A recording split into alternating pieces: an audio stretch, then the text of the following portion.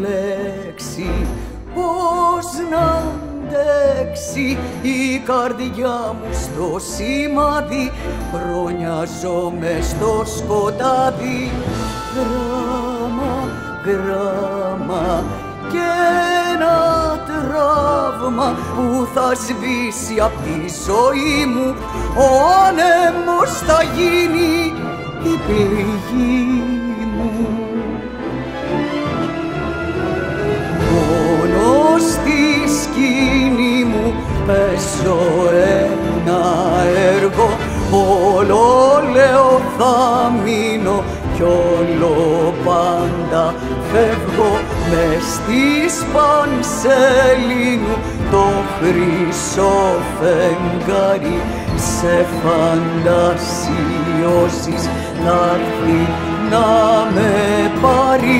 Τότε φύγαν όλα, χάθηκαν, καήκαν μέσα από τις τάχτες.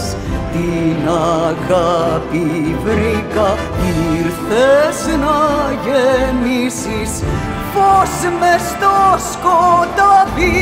Δώσ' μου ένα βλέμμα, ένα ακόμα χάδι, ένα ακόμα χάδι να έχω.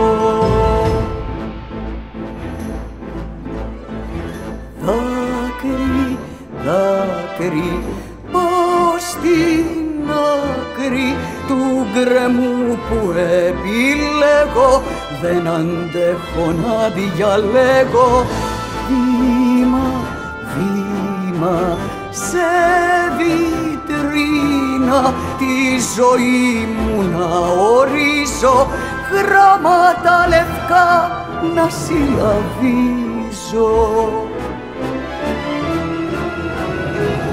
Οι πληγές του ανέμου θα έρθουν, θα περάσουν, όμως τη ζωή μου δεν θα τη διαβάσουν.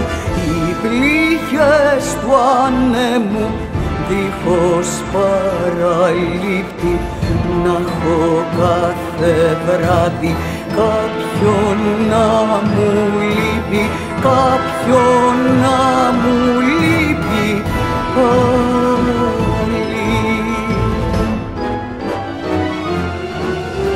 Χρόνια περιμένω ένα ακόμα γράμμα, κι ας μη λέει κάτι, μόνο ένα πράγμα.